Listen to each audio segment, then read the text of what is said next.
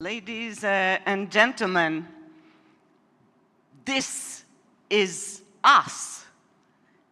This is global air transportation. This is our supreme network across which we transport 5 billion passengers in segments and 69 million tons of cargo that helps feed the world. This is a supreme network.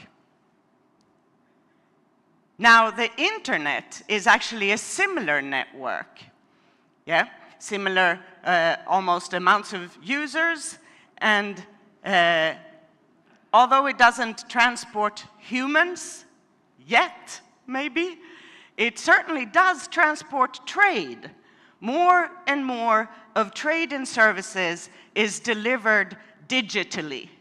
And this is actually something that helps us protect the global economy from some of the impacts of tariffs in the current environment. Both of these networks are like global arteries that bring the oxygen to the global economy. And we know that it's really damaging to the body when we block our bodily arteries. And therefore, it is just so surprising that we have the current increase in fragmentation that we have in the world today. Tariffs are a form of fragmentation, dismantling the international trading system, and they are now at their highest level since the 1930s. ESG reporting doesn't necessarily affect everybody in the same way, but there's at least 10 global frameworks and over 1,000 metrics asked of us all to be able to report upon. Corry and EU Red, why are these two systems competing with each other when they could just offer mutual recognition? Taxation.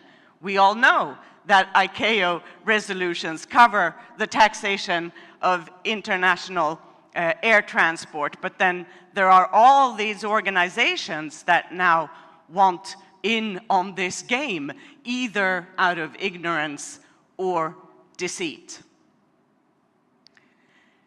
All of this will lead to less growth in the global economy, just like blocking our bodily arteries would lead us to have less well-functioning bodies.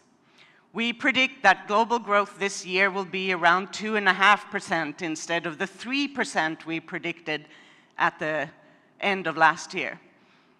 We predict that the US economy will grow perhaps 1.5% instead of the 2.5% that we predicted at the end of last year.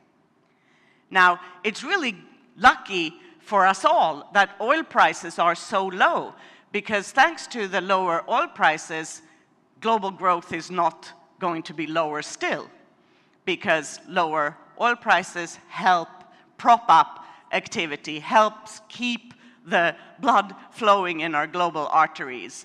And this will help to some extent global growth, and it will certainly help to some extent the performance of airlines, which of course still have the cost of jet fuel as the largest cost component that airlines have to grapple with.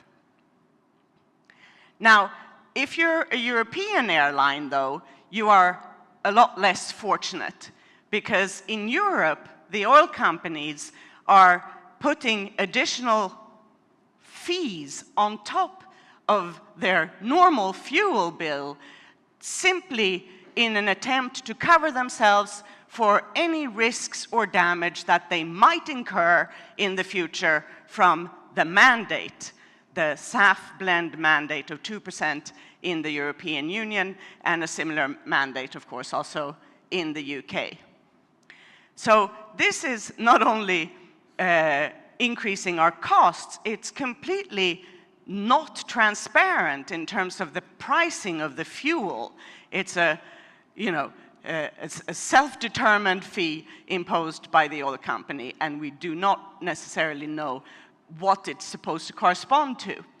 We also don't get necessarily the documentation for these supposed SAF purchases that we need in order to be able to claim those costs against our obligations.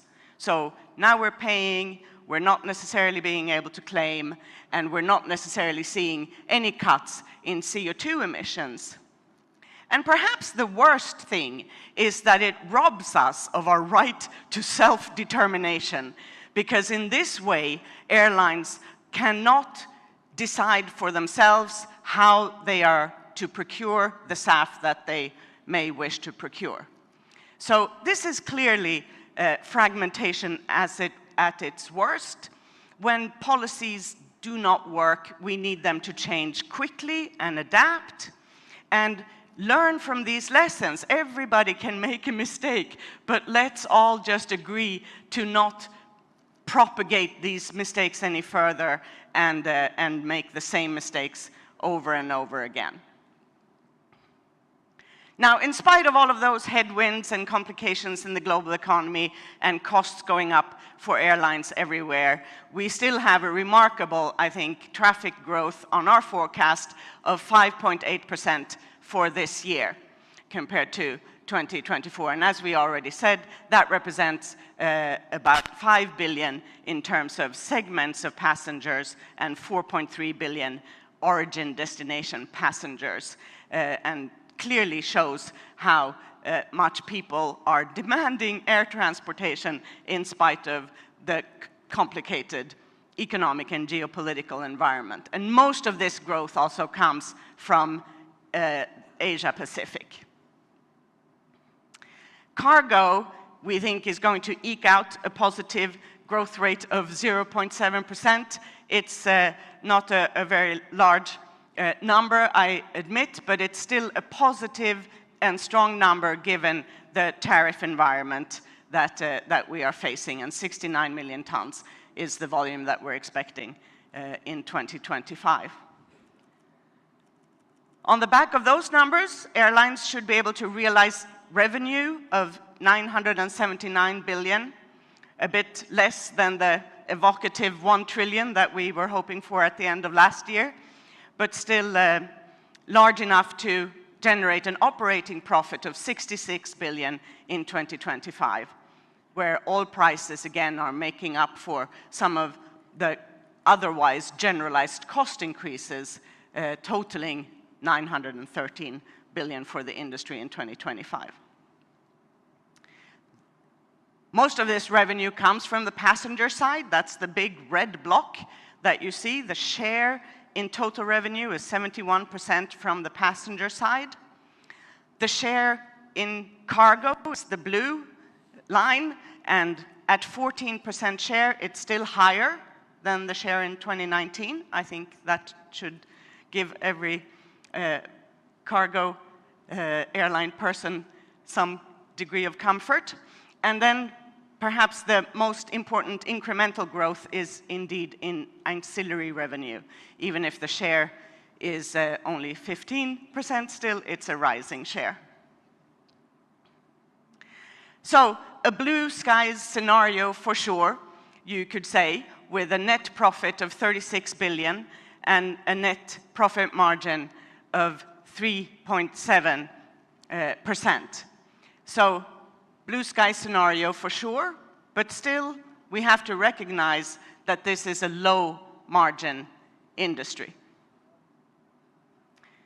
Incidentally, before I comment on this slide, you know, the 5 large oil companies pretty much make as much profit in one single quarter that our whole industry makes in the whole year.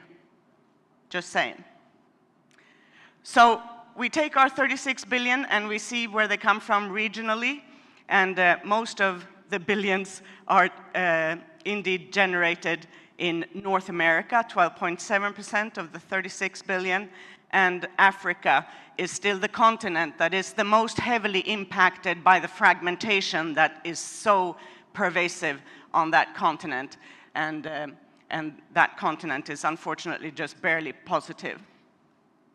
Now, per passenger, it yields a slightly different distribution across the regions, with the Middle East having a per passenger profit of just over $27, and again, Africa generating just over $1 per passenger. Again, showing how important it is to have margins. Now, for the industry as a whole, this gives us $7.2 per passenger, but we understand, again, that we are uniquely resilient as an industry, and that's fantastic. But if we want to be as uniquely robust and be able to withstand crises, perhaps before we face them head on, then we need higher margins. And with that, I thank you very much for your kind attention.